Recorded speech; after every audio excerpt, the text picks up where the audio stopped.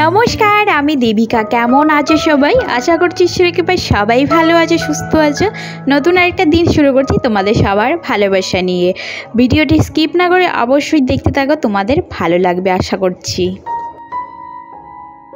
আমরা মেয়েদের সাংসারিক জীবনে সবচেয়ে সময় সাপেক্ষ যে কাজগুলো হয় সেটার মধ্যে একটা হলো রান্নাঘরের কাজ। রান্নাবান্না সারতে দিনের অনেকটা সময় চলে যায় 3টা বেলার মধ্যে। আর 1 ঘন্টা করে দিলেও 3 ঘন্টা সময় চলে যায়। তাও তো পরিবারের সদস্য যাদের বেশি তাদের সময়টা বেশি লাগে, কম হলে কম লাগে, তাড়াতাড়ি পরিপাটি করে বের হওয়া যায়। তো সেই রকমই ব্যাপার। তবে যেই দিন একটুখানি ছুটি থাকে, 3 বেলার মধ্যে 1 বেলাও যদি ছুটি পেয়ে যাই, সেই দিন খুশির কোনো ঠিকানা থাকে না। আজকে সকালবেলা সেই রকম রান্নাঘরে আমার চাপ ছিল না। ঘুম থেকে ওঠার পরে ফ্রেশ হয়েছি, ছেলেকে খাইয়ে দিয়েছি, নিজে একটুখানি চিয়া সিড খেয়েছি, তারপরে খেয়ে একটু যোগা করেছি, তারপর বরকে খাইয়ে দিয়ে টিফিনে একটুখানি স্যান্ডউইচ রেডি করে দিয়ে ডিউটি পাঠিয়ে দিয়েছি। বেলা যদি সেরকম হয়নি, ওই 9টা 9:30 মতো হবে এখন। আর আমি জলদি ভাবলাম চলো আজকে সকাল সকাল ঘরের কাজগুলো সেরে নেব। প্রত্যেক দিন আমার অনেক বেলা হয়ে যায়, তার কারণ আমি সকালে পুরো এক দফা রান্নাঘরে অনেকটা সময় কাটিয়ে দিতে হয়। রান্নাবান্না, বরকে ডিউটি পাঠানো, তারপর ছেলের পিছনে সময় দেওয়া। ছেলেকে দিতে গিয়েও অনেকটা টাইম লেগে যায়। তারপর নিজেরও কিছু পরিপাটি কাজ থাকে, সেগুলো করে নিতে হয়। তারপর সংসারের কাজকর্ম এই করে না আমার 11টা, 11:30, 12টা এরকমই বেলা হয়ে যায়। বিছানা গুছাতেই সেই অনেক বেলা হয়ে যায়। তবে আমরা শুনেছি বিছানা ছাড়ার পরই বিছানা গুছাতে হয় সূর্য ওঠার আগে, তো সেটা কিন্তু করে ওঠা হয় না। আজকে সেরকম একটা দিন। এই যে এখন কটা হবে, 9:30 মতো হবে। বর এইমাত্র বেরিয়ে গেছে আর আমি চলে এসেছি যে চলো আজকে ঝটপট ঘরের কাজগুলো সেরে নেব। আর তারপর পাপাইয়ের সঙ্গে আমিও একটুখানি রেস্ট করতে পারবো, ওকে টাইম দিতে পারবো। তাই দেখো ওইদিকে বিছানাটা টান করে সুন্দর করে গুছিয়ে নিচ্ছি। আর গুছিয়ে নিয়ে বাকি ঘরটা ক্লিন করে নেব ঝটপট। সংসারের চাবিকাঠি আমাদের গৃহিণীদের হাতেই থাকে, যে আমরা কোন কাজটা কীভাবে করব। তবে হ্যাঁ, আমরা কিন্তু কাজকর্ম যখন করি তখন সেই কাজগুলো সেইভাবেই করি যাতে সংসারের প্রত্যেকটা মানুষের সুবিধা হয়, আমাদের কাজে যেন তাদের কোনো অসুবিধা না হয়। তাদের রুটিন বুঝেই আমাদের কাজকর্মগুলো সারতে হয়। আসলে কি বলতো, সংসারের মিলবন্ধনটাই ঠিক এইরকমই। একজন আরেকজনেরটা বুঝে করবে, তখনই সংসারটা পরিপাটির সঙ্গে বোঝাপড়ার একটা সম্পর্ক, ভালো সম্পর্ক, ভালোবাসা থাকবে। আমরা এই সংসারে যে কাজকর্মগুলো করি তার সঙ্গে কিন্তু প্রত্যেকটা মানুষের ভালো মন্দের দিকেও কিন্তু সমানভাবে ধ্যান রাখি। একটা মানুষের কি পছন্দ না পছন্দ, কোন মানুষের কোন কাজে সুবিধে হবে, সংসারের প্রত্যেকের দিকেই আমরা সেই রকমই গৃহিণীরা নজর রাখি, রেখে চলি। সত্যি কথা বলতে সাংসারিক জীবনে মেয়েদেরকে কেউ বোঝার মতো একদমই থাকে না। বিয়ের আগে মা বাবা যেরকম বুঝে সেই রকম বিয়ের পর আর কেউ থাকে না এই সংসারে।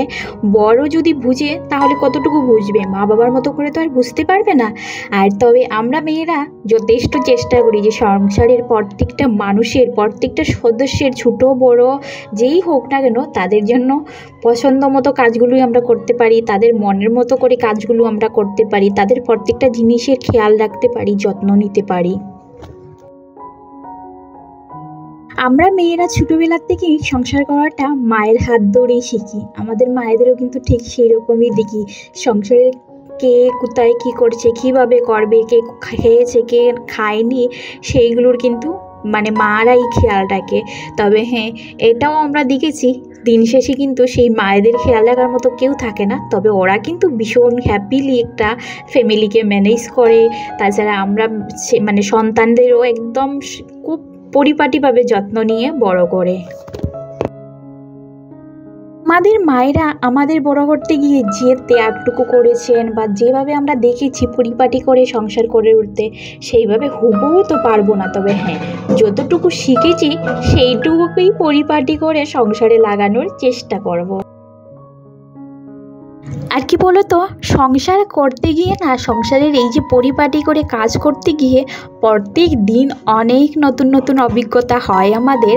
আর সেই অভিজ্ঞতার দ্বারাই আরও বেশি জ্ঞান অর্জন করতে পারি, আরও বেশি পরিষ্কারভাবে পরিপাটিভাবে সংসার করতে পারি আমরা।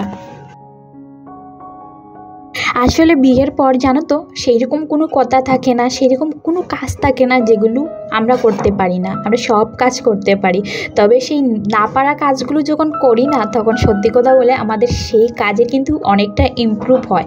তখন দ্বিতীয়বার যখন আমরা করতে যাই সেই কাজটা, তখন আমাদের জানা থাকে যে এই কাজটা এরকম করতে হয়, তখন আমরা আরও সুন্দর আরও পরিপাটিভাবে সেই কাজগুলো করতে থাকি।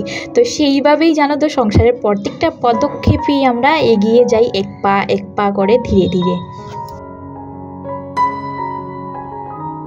কয়েকদিন ধরেই ভাবছিলাম আলমারির ভিতরটায় গুছাবো। আলমারিটা যেহেতু অনেকটাই ছোটো আলমারি, সেই কারণে না আমি এটা বেশি কাপড় রাখি না, সবসময় ফাঁকা রাখার চেষ্টা করি, যেহেতু রেগুলার ইউজের বিশেষ করে আর কি বরের কাপড়গুলো থাকে, ও ডিউটিতে পড়ে যায় যে কাপড়গুলো, তো ফাঁকা রাখলেই আমার সুবিধে হয়। তো আমি সবসময় যেই কাপড়গুলো ইউজে আসে না, যেমন কিছুদিন ইউজ করার পর সেই কাপড়টা যেমন ব্যবহার করা হচ্ছে না, তখন আমি আলমারি থেকে কিন্তু ফাঁকা করে নিই। তো আজকেও সেই রকম প্রত্যেকটা কাপড়কে সুন্দরভাবে পরিপাটি করে ভাঁজ করে রেখেছি। তাছাড়াও প্রত্যেকটা জিনিস মুছে সুন্দর করে রেখেছি, যে কাপড়গুলো এক্সট্রা ছিল সেগুলো বের করে নিয়েছি, সেগুলো সুন্দর করে প্যাক করে ব্যাগের মধ্যে উপরে তুলে রেখে দিতে পারবো। আমরা মানুষ একই থাকি, কাপড়ের সংখ্যা কিন্তু দিন দিন বেড়েই চলে, কারণ প্রত্যেকটা সময়ই আমাদের একই কিছু না কিছু প্রয়োজনে লাগে, কিনতে থাকি। আগে আমি কাপড় কিনতে ভীষণ ভালোবাসতাম, তারপর দেখে ঘর ভর্তি হয়ে যায়, তাতেও অসুবিধে হয় রাখার, সেই কারণে এখন একটা কথা বলতে আমি সংসারের জিনিসপত্র কিনতে ভীষণ ভালোবাসি। আগে ছিল না, আগে কাপড় কেনার প্রতি ভালোবাসাটা বেশি ছিল। এখন জানি না ধীরে ধীরে সময়ের সঙ্গে সঙ্গে নিজের চিন্তাধারাটাও পাল্টে যাচ্ছে, তাই এখন সংসারে বেশিরভাগ ইচ্ছে হয় যে না একটা বাসন কিনবো, বা বাইরে গেলে ঘরে রান্নাঘরের কোনো জিনিস দেখলে ভীষণ কিনতে ইচ্ছে করে। তবে আগে আমার বর বলতো যে তুমি রান্নাঘরের জন্য কিছু কিনো না, সংসারের জন্য কিছু কিনো না, শুধু চপ্পল আর কাপড় কিনতে যাও, এগুলো কিনে পরো না, কি করবে, ঘরে রেখে রেখে নষ্ট হবে, সব কিছু ঘরের জন্য কেনো। আর এখন আমার বর মানা করে, তার কারণ ওই ফেলে যেতে হবে, বলবে যে কিনে কি হবে, যখন নিজের ঘর দরজা হবে তখন না হয় কিনবে। তো এই করেই আমাদের সংসারটা চলছে। আগে ও আমাকে বলতো সংসারের জন্য কেন, তো আমি সেরকম কিনতাম না, এখন আমি বলি তো ও সেরকম কিনতে চায় না। অবশ্যই আমি বুঝে চলার চেষ্টা করি, আসলে একটা মানুষ ইনকাম করে এনে সংসার চালাচ্ছে, সেটাতে কিন্তু অনেকটাই কষ্ট। তাছাড়া আমি শুধু ওর কষ্টের টাকাটা নষ্ট করব, সেটাও কিন্তু আমি চাই না। তাই আমি সেটা বুঝিয়ে কি কোনো এক্সট্রা খরচপাতি খুব কম করি, যেমন বাসন টাসন কিনা নিয়ে যেতে পারবো না, শুধু কয়েকদিন ইউজ করার জন্য, হয়তো 2 বছর 3 বছর ইউজ করলাম। সংসারে যখন একটা জিনিস কিনবে না, তার প্রতি মায়াটা একদম আলাদা হয়ে যায়। আর আমরা যখন একটা জিনিস কিনি, কত চিন্তাধারা করে কিনি বলো, যে না এটা 2 দিন নয় 10 বছরও যেতে পারে, তো সেটাই 2 বছরের জন্য কিনে কি লাভ বলো। সেই কারণে পছন্দ হওয়ার পরও অনেক জিনিসই আমি কিনি না। চেয়ারের কাপড়গুলো নষ্ট হয়ে গিয়েছিল, তাই চেঞ্জ করে এই কাপড়গুলো লাগালাম, আর যেগুলো আগে ছিল সেগুলো খুলে নিয়েছি, খাবারগুলো ধুয়ে দেব। বিছানাটা সুন্দর করে ঝেড়ে নিলাম, আর বালিশগুলো আগে ঠিকঠাক করে রাখছি। আর একটুখানি ঝাড়ু মেরে নিলে বেডশিটটা দেখবে একদম টান হয়ে যায়। আমার না বেডশিটে কি টান দেখতেই বেশি ভালো লাগে, আমার মনে হয় কতক্ষণে বেডশিটে টান করবো। তবে আমি যেহেতু একটুখানি সিল্কি টাইপের বেডশিটগুলো ইউজ করি, সেই কারণে এগুলো খুব জলদি কিন্তু অগোছালো হয়ে যায়। কটনের বেডশিট হলে সেগুলো দেখবে একদম বিছানাতে যেরকম রাখবে সেরকমই থাকবে। তবে আমার আরেকটা অভ্যাস হলো, আমি প্রত্যেক দিনই বেডশিট চেঞ্জ করি, 2 দিন পরই বেডশিট চেঞ্জ করি। তো কটনের হলে সেগুলো ধুয়ে দিতে মানে অনেকটাই অসুবিধে হয়, আর ঠান্ডার দিনে বিশেষ করে শুকোয় না, সেই প্রবলেমের কারণে ধুয়ে দিই না। জানো তো আমার এই ভিডিওটা হলো বৃহস্পতিবারে আমি ঠিকঠাক সময় মতো আপলোড তো দিয়েছি সকালবেলা। তারপর কি হয়েছে বলো তো, ওই সোনা বাবাকে স্নান করিয়ে তেল মাখাচ্ছিলাম, সেই সময়ের জন্য ভিডিওটা না ডিলিট মেরে দিয়েছি ইউটিউব থেকে।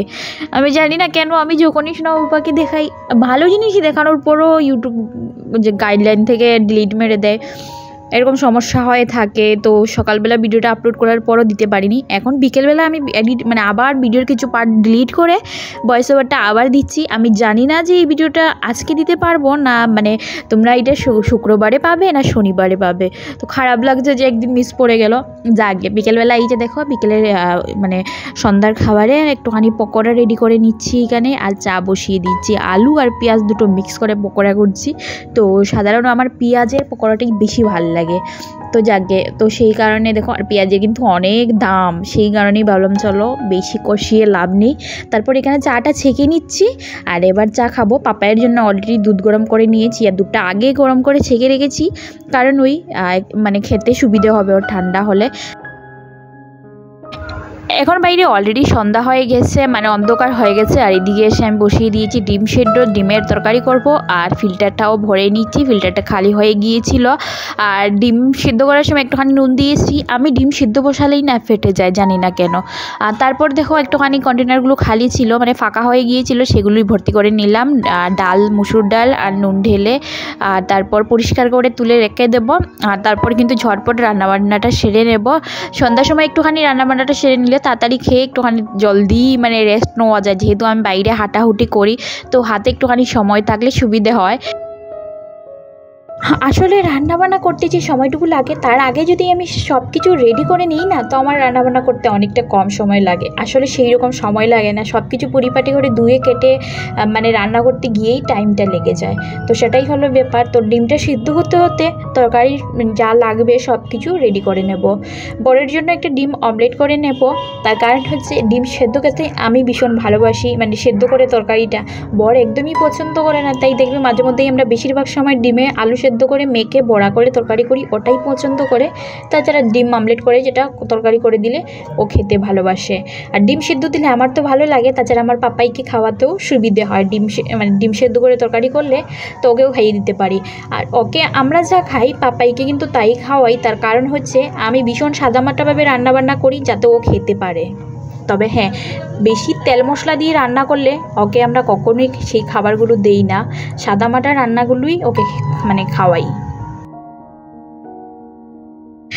যতক্ষণ না বর ডিউটি থেকে আসবে ততক্ষণ বিকেলবেলা পাপাইকে সন্ধ্যাবাতি দিয়ে ওকে কিন্তু বাইরে নিয়ে হাঁটাহুটি করতে হয়। ও সন্ধ্যা হলে না একদমই ঘরে থাকতে চায় না। তো বাইরে মানে আমি দাঁড়িয়ে থাকবো, ও খেলবে, না হলে ওর সঙ্গে খেলতে হবে, দৌড়ি করতে হবে। এইসবের মধ্যে দিয়ে সন্ধ্যা কেটে যায়। তারপর তো রান্নাবান্না বসাতে লেগে পড়ি।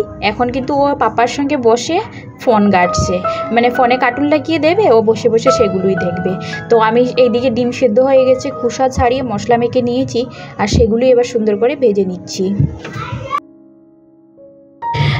তরকারি রান্না করার জন্য আমি কিন্তু মশলা রেডি করে অলরেডি পেস্ট করে নিয়েছি। আর ডিমগুলো তেল তুলে তারপর একটা বড়া বসিয়ে দিয়েছি, যেটা বড়ার জন্য করব। আর ডিমটা মানে বড়াটা ভালো করে ভেজে নিয়েছি, অমলেটটা ভেজে। আর এবার সুন্দর করে ছোটো ছোটো পিস করে কেটে নিচ্ছি। তো কেটে নিলে সুবিধে হয়, বড় ডিম তরকারিতে দিলে ঝোলটা অনেকটা টেনে নেয়। আর তাছাড়াও তেল মশলা ভিতরে ঢুকতে সুবিধে হয় ছোটো ছোটো করে কেটে নিলে। আর তাছাড়া ডিমগুলো যখন বড়া করেছি আমি কিন্তু ছোটো ছোটো করে চাকুর দিয়ে মানে গ্যাপ করে নিয়েছি, যাতে ডিমের ভিতরেও মশলা ঢোকে, না হলে ডিমগুলো খেতে একদমই ভালো লাগে না। তারপর দেখো ফোড়ন দিয়ে বসিয়ে দিয়েছি, মশলা দিয়ে দিয়েছি, পেস্ট করে নিয়েছিলাম। তাছাড়াও নুন, হলুদ, জিরা পাউডার ছিল সেগুলো দিয়ে দিয়েছি। আর এবার আলুর সঙ্গে সুন্দর করে গামাকা করে মানে কষিয়ে নেব। আলুগুলো আমি আগের থেকে একটুখানি ভেজে তুলে রেখেছি। আর এবার দেখো মশলার সঙ্গে যতক্ষণ মানে আলুগুলোর গায়ে মশলা লেগে না যাচ্ছে ততক্ষণ সুন্দর করে ভেজে নিয়ে ঝোল দিয়ে দেবো। ঝোলটা দেওয়ার পর আরেকটুখানি ঝোল দেবো, দিয়ে সুন্দর করে ঢাকনা দিয়ে রেখে দেবো। তরকারিতে জাল ওঠার পর ডিমগুলো দিয়ে দিয়েছিলাম 2 মিনিট জাল করে। আর তারপর গরম মশলা দিয়ে সুন্দর করে নামিয়ে নিয়েছি। বর খাবার জন্য অলরেডি বসে আছে, তাই ভাতটা বেড়ে দিচ্ছি, কারণ ও বেশি রাত্র হলে খাবার খায় না, তো টাইম মতো অপেক্ষা করে। এদিকে আমি শশা কেটে নিয়েছি আর এবার ভাতটা বেড়ে ওকে দিয়ে দেবো। বরকে খাবারটা দেওয়ার পর না আমি সোনা পাপাকেও খাইয়ে দিই, কারণ ও দেখা দেখি খেয়ে নেয়। মানে একলা যদি বসেই তাহলে কিন্তু একদমই খাবে না। ও কিন্তু নিজের হাতে এখনও খাওয়াটা শিখিনি, তাই ও খাইয়ে দিতেই হয়, যেহেতু অনেকটাই ছোটো। তারপর খাওয়া দাওয়া কমপ্লিট করে চলে এসেছি। যেগুলো বাসন ছিল, এটো বাসন চুলা টুলা পরিষ্কার করে বাসনগুলো এবার সুন্দর করে ঝটপট করে মেজে নিচ্ছি। নিয়ে একটুখানি চিয়াসিডটা ভিজিয়ে রাখবো। তারপর মোটামুটি আমার রাত্রের কাজটা, রান্নাঘর ঝাড়ু দিয়ে রাত্রের কাজটা সমাপ্ত হয়ে যাবে, ঘুমোতে যাব। খাওয়া দাওয়া করার পর আমি কিন্তু ডাইরেক্ট ঘুমোতে যাই না, আধা ঘন্টা মতো বাইরে হাঁটাহাঁটি করব, পাপাইয়ের সঙ্গে একটুখানি খেলাধুলা চলবে, দৌড়োদৌড়ি চলবে, তারপরই ঘুমোতে যাব। এইটা আমার রোজকার হ্যাবিটে, যেহেতু দিনের বেলা মর্নিং ওয়াক টু আর কি কোথাও যাওয়া হয় না, কিছুক্ষণই শুধুমাত্র ঘরে ইয়োগা করি, তাতে কিন্তু শরীরটা সুস্থ একদমই থাকবে না। সেই কারণে আমি রাত্রিবেলা খাওয়ার পর কিছুক্ষণ হাঁটাহুটি করি বরাবরই। তারপর দেখো চিয়া সিডটা আমি ভিজিয়ে ঢাকনা দিয়ে রাখলাম। চলো আজকের ভিডিওটা এখানেই শেষ করব, তবে নতুন ভিডিও নিয়ে খুব তাড়াতাড়ি দেখা হবে।